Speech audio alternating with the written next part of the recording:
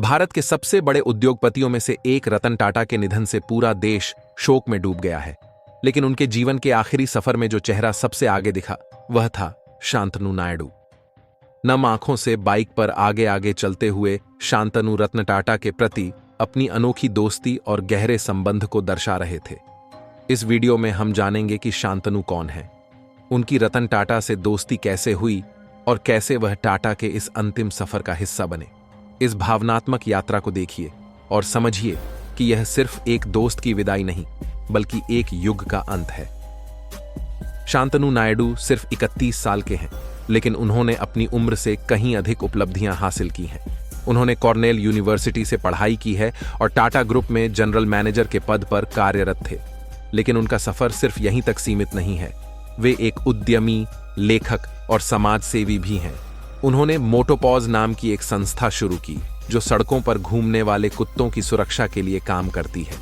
उनका यह समाज सेवी प्रयास ही था जिसने उन्हें रतन टाटा से पहली बार मिलने का मौका दिया। 2014 में जब उन्होंने आवारा कुत्तों के लिए चिंतनशील कॉलर बनाया तो रतन टाटा ने उनके इस काम की सराहना की और शांतनु को अपनी टीम में शामिल किया। इस मुलाकात ने उनकी जिंदगी बदल दी और वह टाटा ट्रस्ट के सबसे युवा असिस्टेंट बन गए। शांतनु और रतन टाटा की दोस्ती की शुरुआत एक समाज सेवी पहल से हुई, लेकिन यह रिश्ता जल्दी ही एक व्यक्तिगत और गहरे बंधन में बदल गया।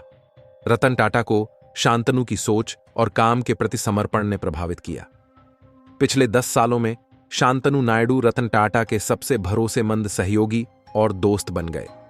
वे अक्सर रतन टाटा को बिजनेस में निवेश के सुझाव देते थे और उनके साथ कई महत्वपूर्ण फैसलों में शामिल होते थे।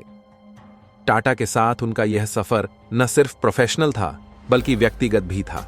शांतनु ने अपने अनुभवों से न सिर्फ टाटा के बिजनेस को आगे बढ़ाया बल्कि उन्हें व्यक्तिगत रूप से भी बहुत कुछ सिखाया। सितंबर 2022 में लॉन्च किया गया गुडफेलो स्टार्टअप शांतनु नायडू की एक और सफलता की कहानी है। यह स्टार्टअप बुजुर्गों को भावनात्मक समर्थन और दोस्ती प्रदान करता है। शांतनु की सोच और उनका समाज के प्रति दायित्व निभाने का जज्बा उनकी कंपनी के विस्तार और उनकी सफलता की गवाही देते हैं। उन्होंने न केवल अपने काम से बल्कि अपने दिल से भी लोगों को जीता है। रतन टाटा ने न केवल इस प्रोजेक्ट का समर्थन किया बल्कि इसे एक समाज सेवी दृष्टिकोण के रूप में भी देखा। शांतनु के नेतृत्व में गुडफेलो ने कई बुजुर्गों की जिंदगी में खुशियां और सहारा दिया। रतन टाटा के निधन की खबर से शांतनु नायडू भावुक हो गए।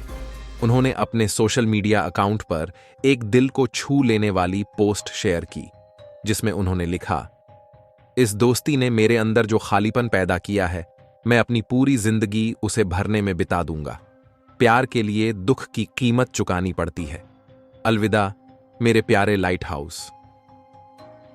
इस पोस्ट से यह साफ होता है कि शांतनु और रतन टाटा के बीच का रिश्ता कितना गहरा था। यह सिर्फ एक बॉस और कर्मचारी का रिश्ता नहीं था बल्कि एक सच्ची दोस्ती थी। शांतनु ने यह भी कहा कि वह अपनी बाकी की जिंदगी रतन टाटा की यादों के साथ बिताएंगे और उनकी सीखों को अपने जीवन में उतारेंगे। रतन टाटा की अंतिम यात्रा में शांतनु नायडू सबसे आगे दिखाई दिए। वे बाइक पर आगे आगे चल रहे थे, नम आंखों के साथ अपने दोस्त और मार्गदर्शक को विदा दे रहे थे। यह दृश्य बेहद भावुक था, जहां एक ओर उद्योग जगत के बड़े बड़े लोग रतन टाटा को श्रद्धांजलि दे रहे थे, वहीं दूसरी ओर शांतनु, जो उनके जीवन के आखिरी सफर में साथ थे, अपने आंसू नहीं रोक पा रहे थे। यह पल दर्शाता है कि रतन टाटा ने न सिर्फ अपने काम से बल्कि अपने रिश्तों से भी लोगों के दिलों में एक खास जगह बनाई थी। रतन टाटा जैसे महान व्यक्तित्व को हम सभी याद करेंगे, लेकिन उनके साथ बिताए गए पलों की यादें उनके करीबियों के दिलों में हमेशा जिंदा रहेंगी। शांतनु नायडू और रतन टाटा की यह दोस्ती हमें सिखाती है कि सच्चे रिश्ते समय, उम्र या धन से नहीं बल्कि भावनाओं और आपसी समझ से बनते हैं। अगर आपको यह वीडियो पसंद आया हो तो इसे अपने दोस्तों के साथ शेयर करें और चैनल को सब्सक्राइब करना न भूलें ताकि हम आपको ऐसी और प्रेरणादायक कहानियां दिखाते रहें। रतन टाटा को हमारी तरफ से भावभीनी श्रद्धांजलि।